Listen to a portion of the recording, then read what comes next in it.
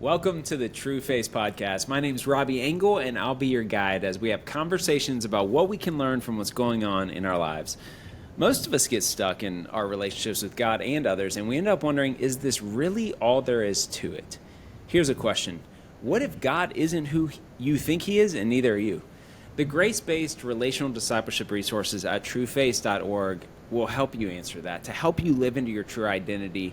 And this conversation with Chad will help you do that. And so whether you're watching this on YouTube or wherever you get your podcast, please remember to subscribe and share with people and join our growing tribe of Jesus followers by going to trueface.org. And along those lines, we are gathering together as a tribe for the second annual retreat.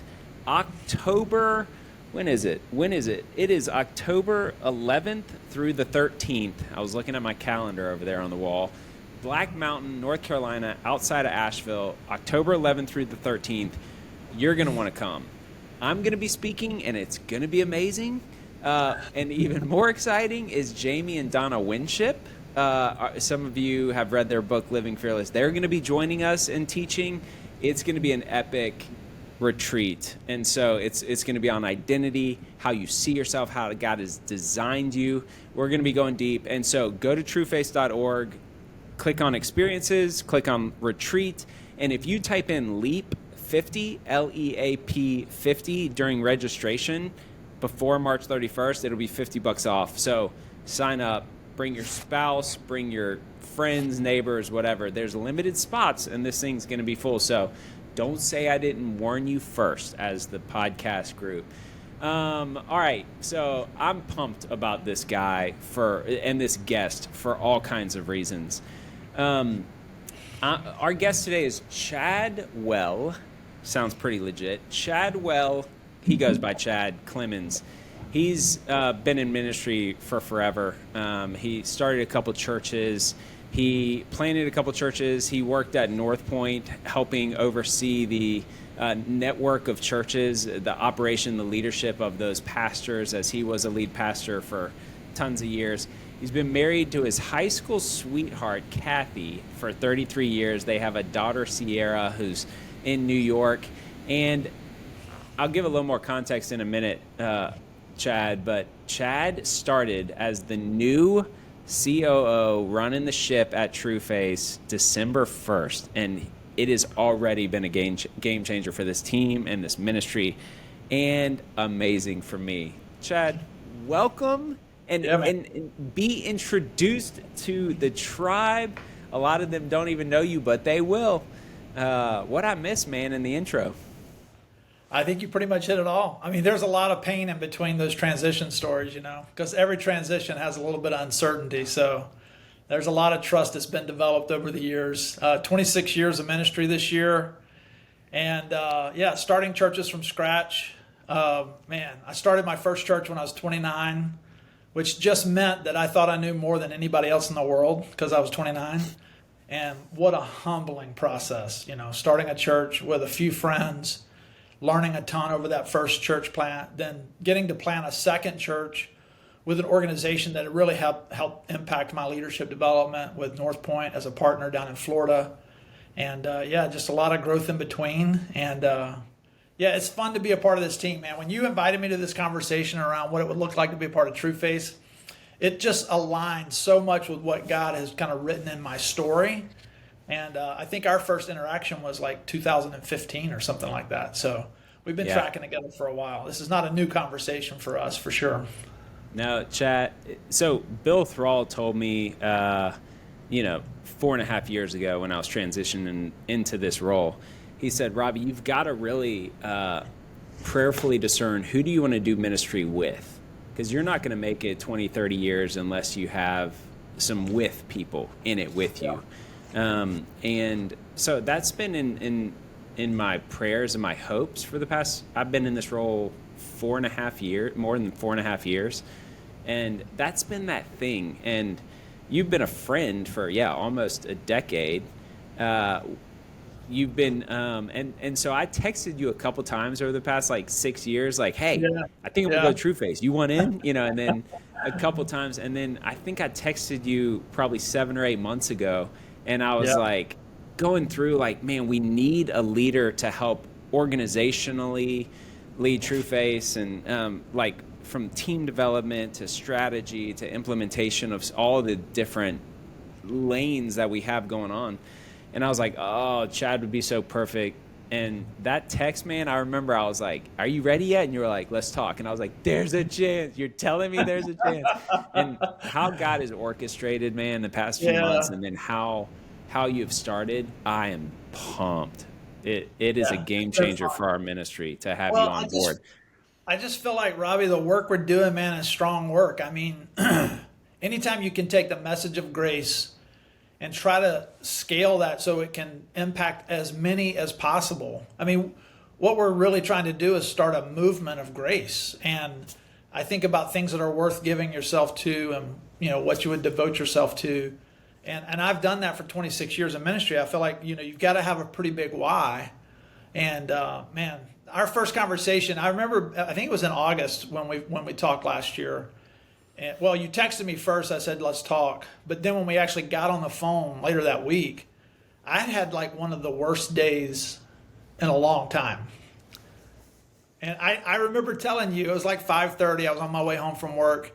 And you're like, let's talk about this thing, da da da. I was like, Robby, I'm not going to make a decision on this conversation because I'm tired and I'm hungry and I haven't seen my wife in like 3 weeks. Yeah. I was like, dude, I can't make any really rational decision right now. I had a salad for lunch. Like, come on, I need to recover. So you gave me like almost a month. You said, hey man, marinate on this idea. I'm not going to pitch it to you. And I did. I marinated, met with a lot of people, prayed. But when you think about what you give yourself to, like for me, creating a movement of grace for thousands of people, tens of thousands of people around the world, to begin to see God in a really true light that sets people free from the lies that they've lived. I'm like, let's go, And then a truer version of what does God see in you and how do you see yourself? Like that stuff, as the old adage says back, I'm an agriculture major. So back in the day, what cranks your tractor? That was like, that's what fires you up, man. And so That's for an awesome. agriculture major back in the day, 1996 is when I graduated from the University of Florida. Yeah, this stuff really gets me fired up, man. That's awesome. When did you give us a little context of how you came across Trueface, how that kind of affected you, the church you were leading? Give some context. Yeah, so in 2008, I launched a partner church with North Point down in Florida. And like most people in ministry, you lead out of what you've been taught, what you've learned. And so I was leading out of that, and I wasn't happy with it. I was frustrated. I found myself stuck several times, even as a pastor. I just felt stuck. I felt stuck in spiritual formation. I felt stuck in how to actually lead, staff through dynamic change and development. And in 2011, I was introduced to a concept from a group of guys I'd never met. They were all from Nebraska, and we met in Estes Park, Colorado for a week-long retreat. And it was at that retreat that I first was introduced to some stuff from John Eldredge. And I had read Wild at Heart, but it just had not been transformed. It didn't go from my head to my heart, I read it and I thought it meant something, but I didn't know how to live by it. And then I went on this retreat, and this guy that was leading it in 2011 was kind of a disciple of John Eldredge, had started a ministry called Harbor Ministries. And I'm at this retreat with this group of guys. And that's when it started moving from here to here, was in 2011. I didn't quite know how to apply it, honestly. I just knew I needed to live and lead differently. So I grappled with that for 3 or 4 more years. And then we bumped into each other by happenstance. I don't know if you remember this first interaction. We were actually in the break room of North Point Community Church. And you walked in to the room with Clay Scroggins and some other leaders, and you pitched this idea about a leadership development initiative that you were building. What you didn't know was I was sitting in the break room because I had brought some leaders up from Florida to kind of meet their counterparts and go through like a couple days workshop with some leaders there. And I was sitting in the corner of the break room, and I was actually typing up a leadership development program for men at our church to try to re-engage guys to get off the sideline and stop being passive and to engage in leadership. And when you started going through your kind of like framework for what you're going to do with leadership development, I was looking at my screen going, holy cow, it's like we've written like almost the same thing. I had different books and stuff like that. And so we talked after that meeting, and in that conversation, I shared with you the book I was going to start with, which was Lead for God's Sake, which is a story about a janitor, you know, who makes an impact. And you're like, I think you should read Bo's Cafe. I'd never read it. I'd never heard of Trueface. You're like, you should read Bo's Cafe. Before you decide, read this book. So I read it. And that was it. I was off to the races. Because then when I read Bo's Cafe, this was 2015. Then I read The Cure. And I quickly replaced some of the books in my leadership development. You shared your entire playbook with me. You're like, hey, bro, use this, cut it up, make it whatever you think you need. And then just let me know what you're doing to improve it. So I went full steam ahead down in Florida with building out leadership. And that's kind of how it started changing. And I decided then that some of the resources of Trueface were going to become the vetting tools for how leaders not only were developed at my church, but how I invited people into eldership, how we actually started building the structure of government. Like we were saying, hey, if we're going to put ourselves in the place where we can help build community, let's build a community of grace. Let's create safe spaces for people to wrestle with their faith. And the ugliest version of them could be seen anyway and loved through it all. So it really transformed in 2015 into a really beautiful journey of changing some things for our church and impacting the way we led people in leadership. So that's amazing. Give me more specifics on how would you use the teaching as part of the vetting and development of elders in your church? Yeah. So, there's people that you have kind of targeted, like, hey, I think this guy would be a great leader. This guy would be a great elder, or this lady would be a phenomenal, leader for our church. And I would look at those people and know them a little bit, but I wasn't quite sure, like, what was their view of God? What was their view of self? So I would start passing out these books. I would buy a case of The Cure at a time, or, a case of Bo's Cafe, whatever. And I'd just say to them, like, hey, read this, and over the next few weeks, I'll connect back with you. We'll grab coffee. I just want to know what you're thinking. Like, when you read this, what does it do to you, And that became kind of the litmus test. If someone would pick up that resource and read it, and then we meet for coffee a few weeks later, and they go, where has this been my whole life? Or my gosh, I thought I was doing it, And so like those conversations would just spin off into, okay, if this is something that resonates with you, let's talk more. Let's go deeper. That's awesome. And so it became kind of the litmus test for, were they willing to engage in creating a community like this? That's awesome. Yeah. We and Eldridge being a part of your story, I was impacted by his teaching as well, and then finally got to meet him a couple months ago in person and spend some time with him, which was really, really cool because he's one of those guys that's been around doing ministry on the ground for a while, and I had more respect for him after hanging out with him for 2 days than before, which is always encouraging. Yeah, that's a good thing. Yeah. But yeah, we were talking about stages. Obviously, I talk to everybody I trust to try to figure out my midlife adjustment selfishly in my counseling of like, hey, is this normal that I feel this way at 41? And all this stuff. And we were talking about different seasons, and you started unpacking some seasons which were adapted from some of his stuff, and I was like, hey, I want to continue that conversation, but let's just record it and share it with our friends. So we're jumping into that conversation, which we started that we didn't go to because I was like, let's just have that over the podcast. So give us some context and some thoughts that you started bringing me onto to level set where we're at in regards to this thinking. Yeah, that's good, man. I feel like it starts with being stuck. So I go all the way back to my story. So 2011, I felt stuck. I had planted my second church. I've been in ministry for a few years at that point, probably 10 or 15. And I just felt stuck, man.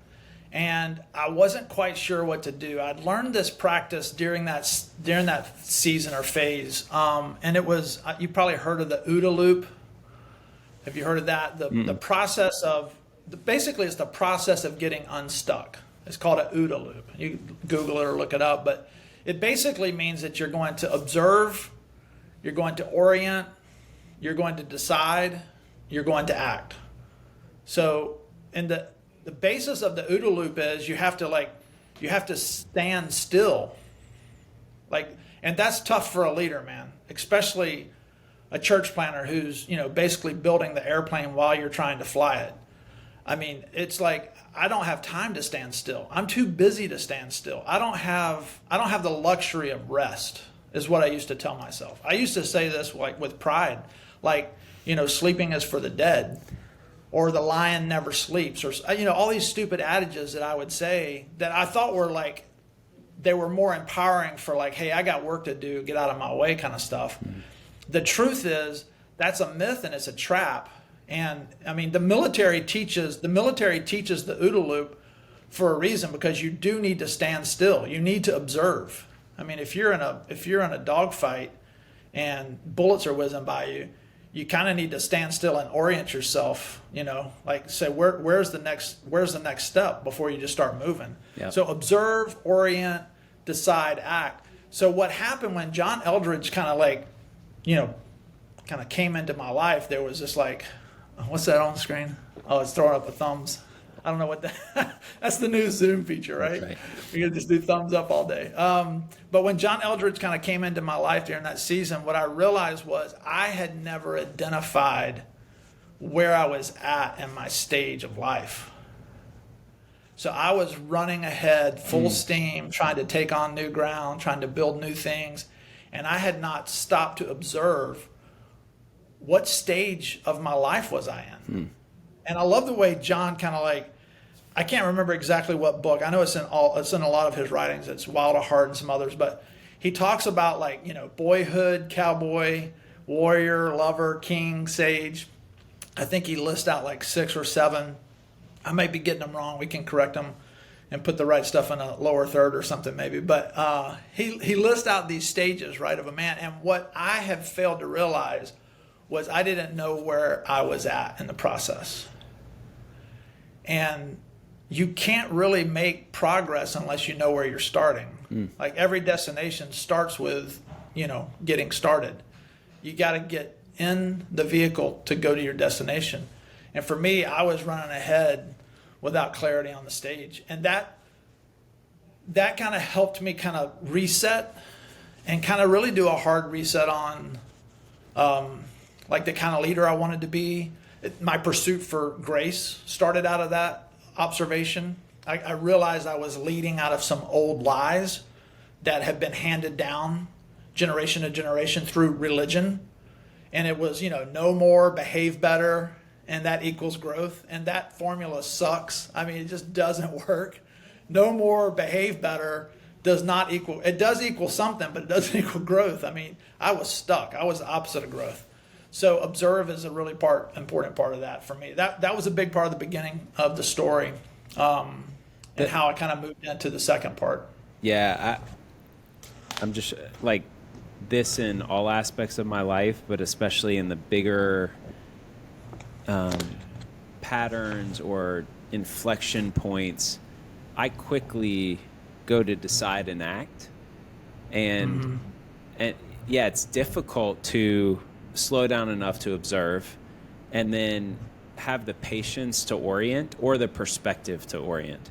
And so you're saying that the different generational patterns helped you orient, this is why I'm here. It's not, I won't be here for forever, and I wasn't here 10 years ago. But based on where I'm at orientation wise, this helps me make a better decision on what the decision is and action is.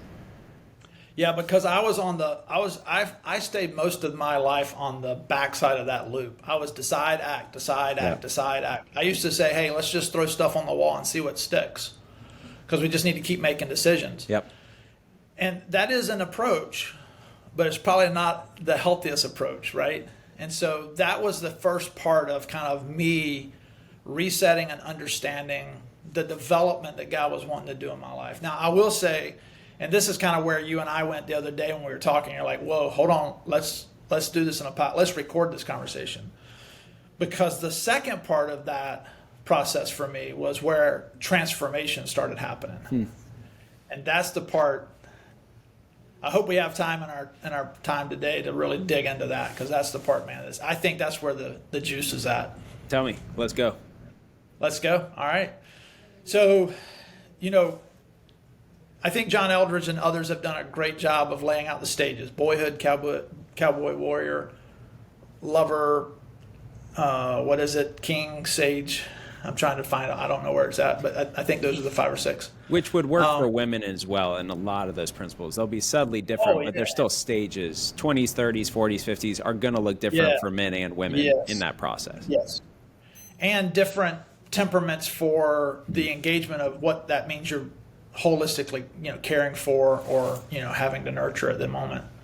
But here's what was missing for me. It was the shadow side of each of those stages. So I could read through those stages and understand, okay, I'm not a cowboy anymore.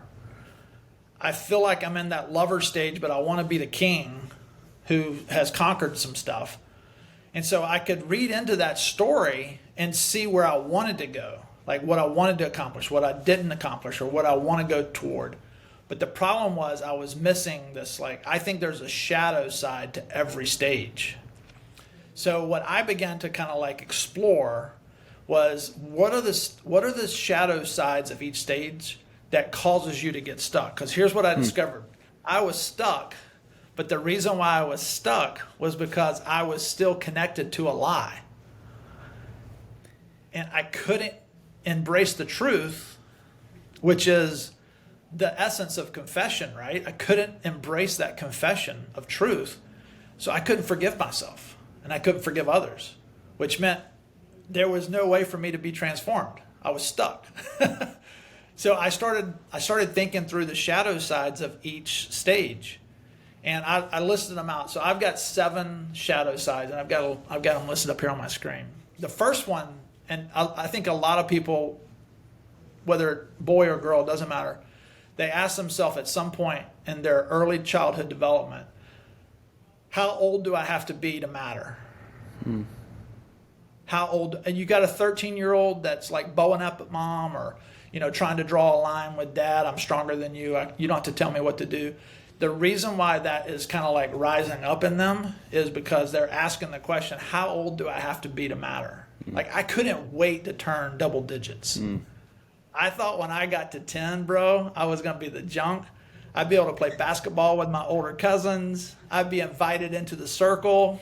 Yeah. And what I realized when I was 10 was that I wasn't 13.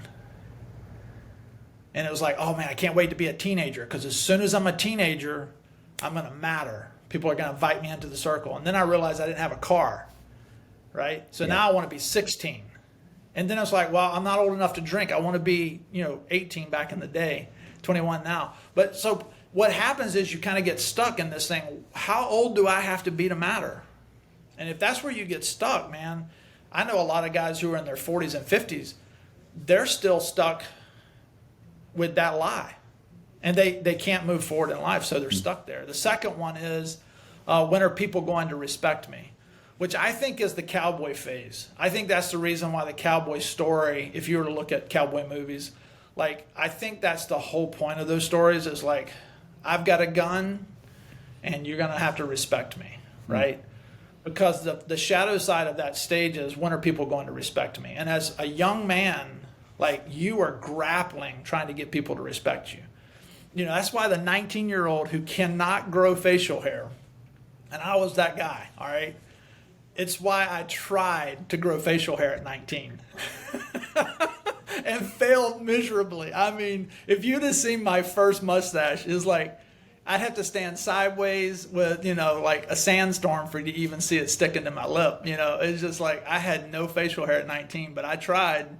And the reason why I tried was because I wanted people to respect me. I thought that would equal respect, right? So that was a stuck stage for me. So that stuck point is typically in 20s of finding our own way, get out of college. Am I lovable? Will somebody respect me? Will I find a spouse? Will I find a good job? Will I that significance, purpose? 20s is really underpinned with, are people going to respect me? Yeah, I think it's why you see so many 20-year-old leaders that are taking giant grasp at roles or authority, they call it, And they're like, I need the authority because I need Yeah. to speak more. People need to hear me. And I'm like, well, is it about movement or is it about posture? It's awesome. Because you can move a lot, but if you have the wrong posture, it doesn't matter. You don't Yep. really have authority. Posture is what helps invite that like level of maturity, that authority. So I think that's just an area people get. I got stuck there, man. I'm telling you, wanting people to respect me in my 20s was a big deal for me. That's So awesome. you feel like you have to have all the answers. It's the why behind me planning a church at 29. And 29 years old, I planted my first church. Why? Because I wanted people to respect me. That's a bad motive for planting a church. and there's a lot. I mean, yeah, we know a lot of people stuck at different ages in that shadow side of that developmental journey. Yeah. All right. The third stuck point is, do I have what it takes? Do I have what it takes? And this one and the next one are very similar, so I'll go ahead and read this. The fourth one. The fourth one is, what if people find out I'm not capable? And these two, I think, are the most connected to the imposter syndrome. And I think that starts hitting in the 30s. I think it starts manifesting in like your 30s and your 40s. You're like, what if I don't have what it takes? What if people find out I'm not capable? Man, when I came into this kind of understanding, this like epiphany in 2011. So I'm just turning 40. Okay. So I'm just turning 40 at this point, and I'm like, new decade, new me. I'm going to be the best shape of my life. Da da da da da da. Running triathlons, trying to climb 14ers in Colorado, all this stuff in my 40s that I felt like I needed to conquer. It was really connected to, I needed to say to the world, I have what it takes and I'm more than capable, which meant I was actually trying to overcompensate for a shadow side where I felt stuck. Because what I didn't want people to find out is, man, if they really knew who I was and how I led and what my vices were, what my hang-ups were, I'm going to be found out. I'm the imposter, right? I'm the lead pastor who doesn't have what it takes, and I'm going to get found out at any moment that I'm not capable. That is a recipe for bad decision making. It's a recipe for burnout, because then you start living in the lie instead of the truth. And that's a wicked place to be. So that's where I found myself in 2011 wrestling with all of this. Not to over spiritualize that, but I'm going to try.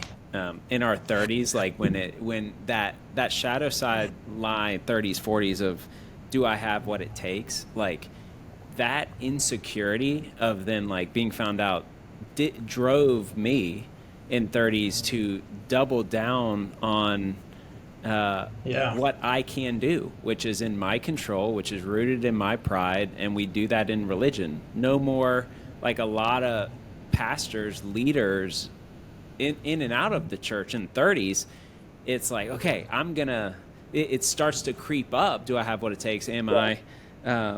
What if people find out that I'm not capable? So what do? We overcompensate and do what we can do, which is learn more, do better, which accelerates that dissonance between Christ in me versus knowing him in our head versus knowing him. And then that's a big stuck point in a lot of our Christian journeys. Man, I was so stuck there. And when I finally read The Cure, and I think I've told you this since I come to work here, it took me a long time to read The Cure, man. Mm-hmm.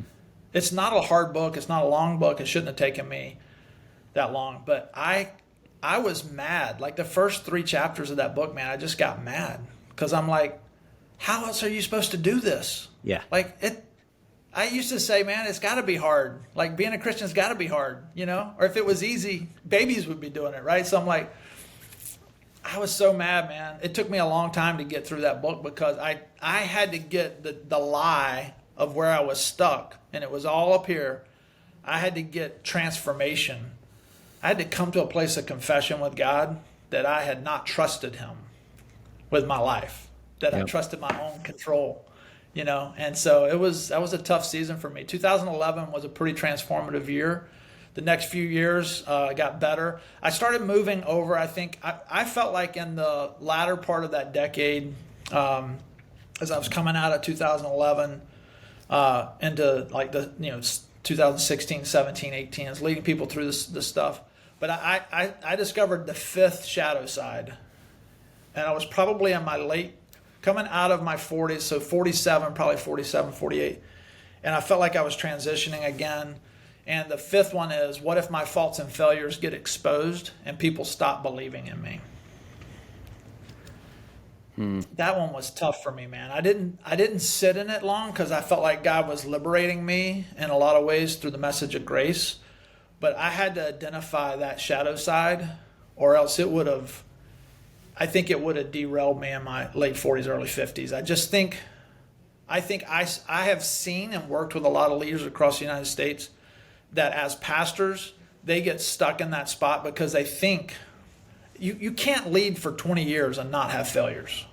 It's not possible. You can't lead for 20 years and not have done something that you're like, crap, if everybody found out that I did it that way, no one's going to believe that they want to like follow me anymore, right? So you can't lead for that long without having made some of those kinds of errors. And I think when you're in your late 20s of ministry or 25 years of ministry, you start asking yourself, if people find out, they're going to not believe in me anymore, which is a lie, right? Because we can't live in that arrested state. It's interesting that pressure gets bigger. It builds past the what if I have what it takes, and what if people found out I'm not capable. That's almost a deeper of like the feels and failures build up, and therefore they deepen it, which puts more weight on the mass to pose, to keep a distance. And by that time, we're leaders, and so it's easier to move into isolation or keeping people at a distance. Isolation. I think isolation is the key indicator that fifth shadow side has arrested someone. When you see a leader who is isolated and they can't list, I asked a young leader this question. Sometimes I take guys into like the mountains for a few days just to kind of break away from the monotony, and I ask them tough questions on these adventures. And one of the questions I asked this young leader was, we were sitting around the campfire. I was like, hey, Kyle, who's on the list to carry your casket when you die? Yeah. Who's on the list to carry your casket when you die? Who are your pallbearers? And he just looked at me. This guy is 38. I think he's a young professional. He said, Chad, I bet I don't have two people on my list to carry my casket. I was like, bro, you have a chance to change that story. Yeah. Like, get some people around you. And I think isolation is, I think, a giant killer for leadership. And I've watched pastors burn out over and over and over and over. Over 26 years of ministry, I just have seen so much of that. And I've watched guys get into their 50s and have basically pushed away and said, no, they're not going to touch me. They're not going to hurt me anymore. And so they become less known and more isolated. There are dynamics when I work with leaders as they move into 50s and 60s. There are dynamics that make it harder and harder to remain deeply known and not slide into isolation, partly because you become the answer person and you lose your humble, curious muscles get atrophy because you don't use them as much because you have the answers and people come to you for the answers. Yeah. And so they want you out. Yeah, that humility, curiosity muscle gets atrophy. And also the more you're growing, the less peers you might have in that place to relate to some of the pressures. And that's hard. And I'm not going to, I think that awareness as I'm heading into these years is I'm going to have to be twice as proactive to who are the guys, who in my life knows my last 5% that I'm intentional with. That takes work. And if you don't work at it, it ain't going to happen. No, it ain't. I mean, this sixth shadow side, Robby. Yeah, what's that? For me, man, this is the one I'm paying attention to the most right now. And I think I know a lot of leaders that are in my stage that are in their early 50s or in their late 40s even. And they're asking the question, have I accomplished enough to warrant people wanting my advice? It's that king stage where you're going, have I accomplished enough? Have I shown enough, proof of concept? Have I accomplished enough to like warrant people wanting to listen to me anymore. And that's a dangerous trap, man, because it's like the road to pleasing is never satisfied. Like that striving path, man, is just never satisfied. It doesn't matter what you do. It's never going to get satisfied.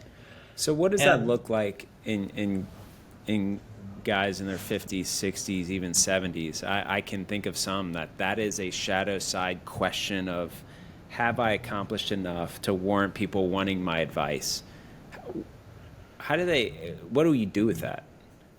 Well, I think it manifests with some overreaching.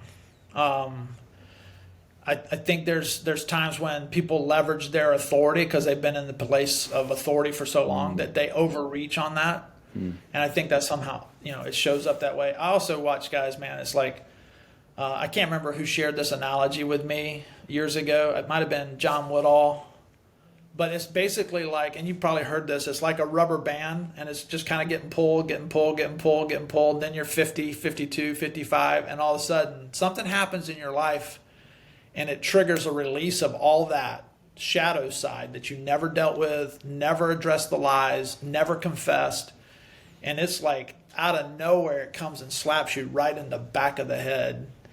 And you find yourself in an immoral relationship, making immoral decisions, buying the $75,000 next iteration of the Corvette. And you're like, everybody's like, oh, he's having a midlife crisis. No, I think this shadow question, have I accomplished enough to warrant people wanting my advice, is like you're having to enable yourself with all these things that are vices that hold you back because something smacked you upside the head and said, man, I have lied to myself for so long that I wasn't able to actually embrace truth and get transformed. For me, this is a shadow question that I think a lot of guys my age need to start really digging into and asking the Holy Spirit, like, hey, am I connected to my accomplishments? Yep. Like, is my identity connected to my job? Is my role defining me? Man, those are serious questions you got to ask, because if you start affixing yourself to all those things as the person you think you are for the world to see, you're gonna always it's just a slippery slope. You're gonna always find it wanting, I think. I mean, that's my summation of that. Yeah. Thinking about some of the shadow sides, I think the rubber band thing of just pulling and then it snapping is more, it feels like that's the midlife thing, the 40s. That feels resonates because 20s and 30s, we do what we think we should, addressing drive, who am I, purpose, like all this stuff. It comes up wanting. In 40s, I'm watching my peers, that's the rubber bandy thing.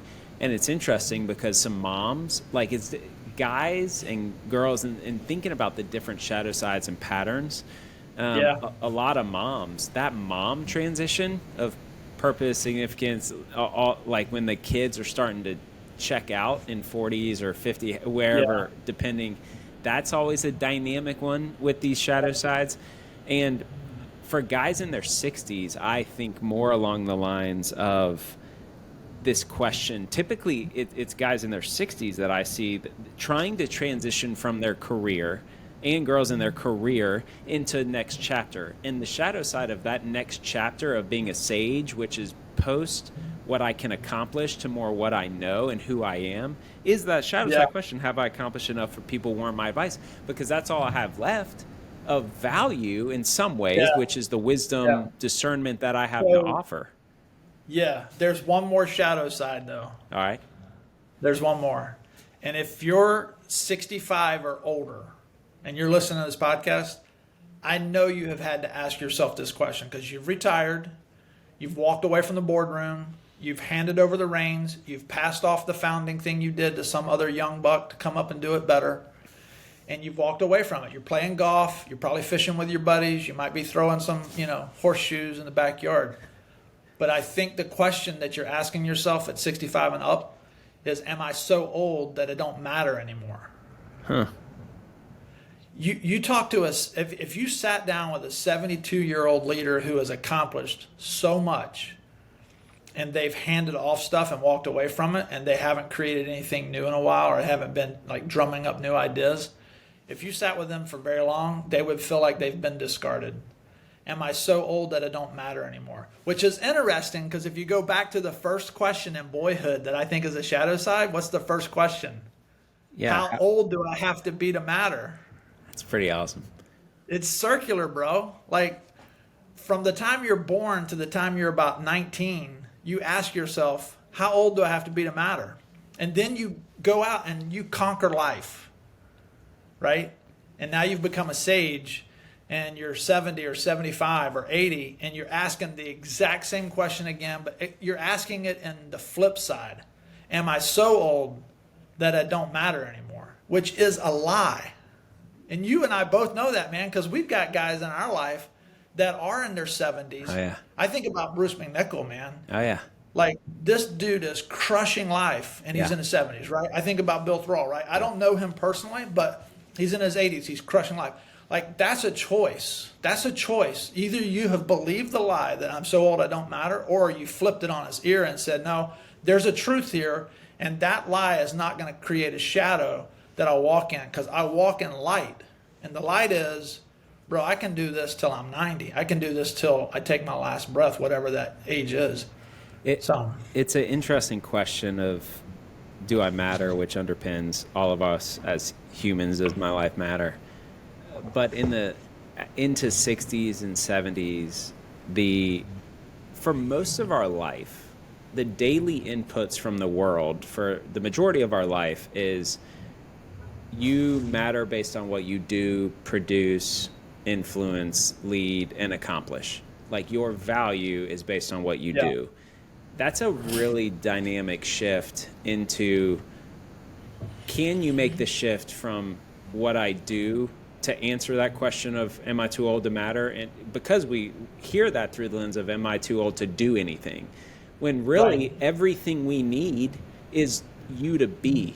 Like, you to be, not do. And that is what we want and what we need from the wisdom, the discernment. But because of the lack of do and the lack of confidence in the be, lingering from that question of what if fears and failures exposed and people abandon me?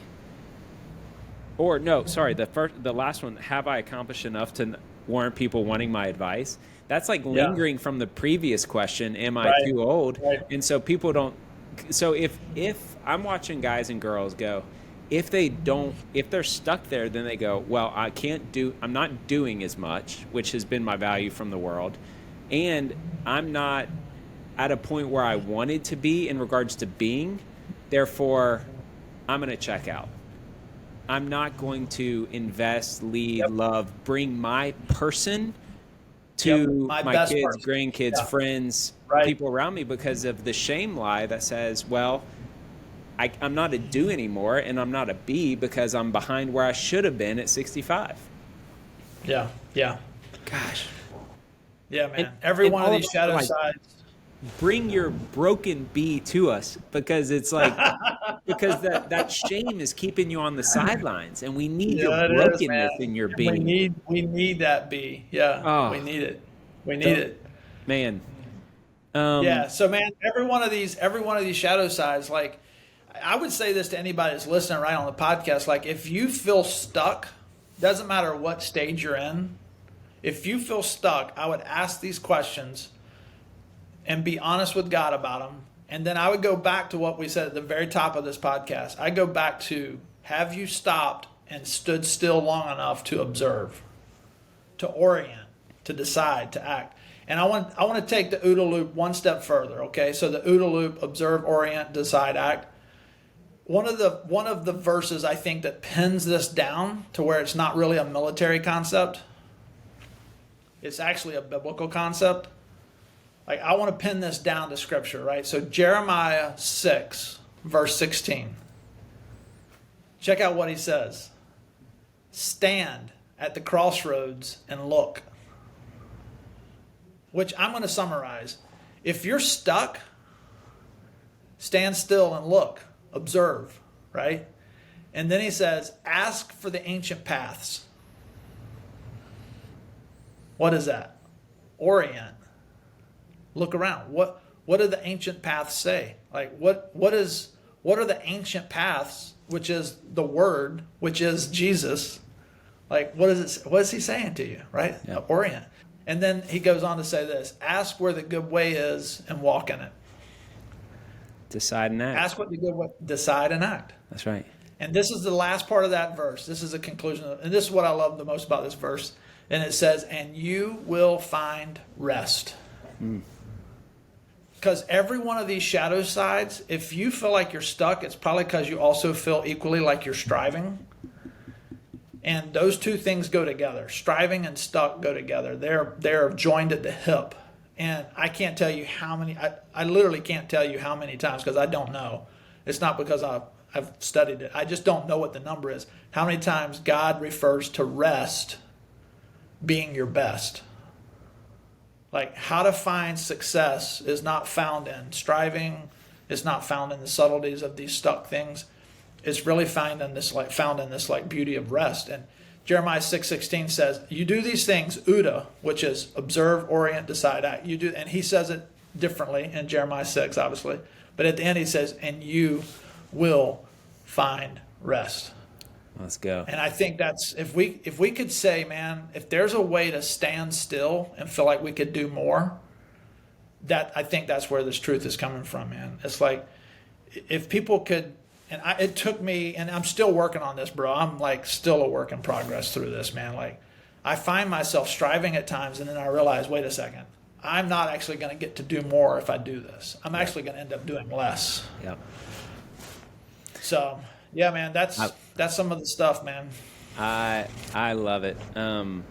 Chad, I am so excited that you have joined this team and what God is doing in this little ministry that a lot of the people listening to this podcast, y'all have allowed us to enter into our, I think, 29th year and survive founder transition and get to a point of bringing on a guy like Chad as a donor-driven model. Thank you for your faithfulness that has allowed us to pray big and dream big of what this chapter, what this movement of grace could be that we get to be a part of, and the stuff we're working on, and Chad, that you're going to help us be able to actually realize. I'm just super thankful for you and your gifts already in the first few months of you joining the team. So I know you got to go. Let us know what are you doing tonight, man? Yeah, tonight we're launching a Trueface Journey group at our house. So we're hosting 5 couples total, my wife and I, and man, so pumped about that. Kick off. The Trueface Journey. I think the Trueface Journey is one of those experiences that help people truly begin to internalize what we've been talking about today, and then you're sitting in a community that you're like willing to grapple with that and actually wrestle some of those things down. So I'm excited, man. The 5 couples we got, Kathy and I are one of those 5, and I think for us it's just the right time, man, to have that kind of community. So and if you're in your 50s or 60s asking those questions of am I too old to matter, or do people want my advice, we want you to be. And this framework, you can invite some people into your life, do the Trueface Journey, and just be, and it will be what we are looking for. We need y'all, us younger people, to do what Chad's doing tonight. So thanks for doing that, Chad. As an old man pouring into others. Yeah, don't let this deceive you, man. Hey, put in the so we were talking beforehand. I think I'm stuck apparently in my when are people going to respect me? Speaking of the adolescent style beard. And so if you're on YouTube, here's my ask. Make in the comments, go ahead and say yes or no. I'll know what you mean.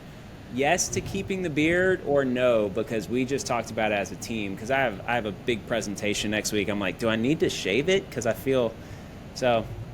Y'all can, I mean, help me get unstuck from my 20s. But here's the thing, man. Like, having a beard that's in process is like the truest. Like, it's the analogy of your life. You're in process. Like, it's all right. Like, see, I don't know how to receive that.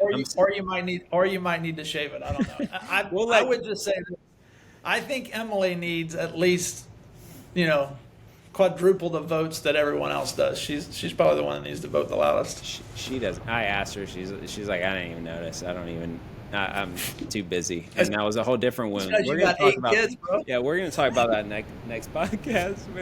I'm in a better spot.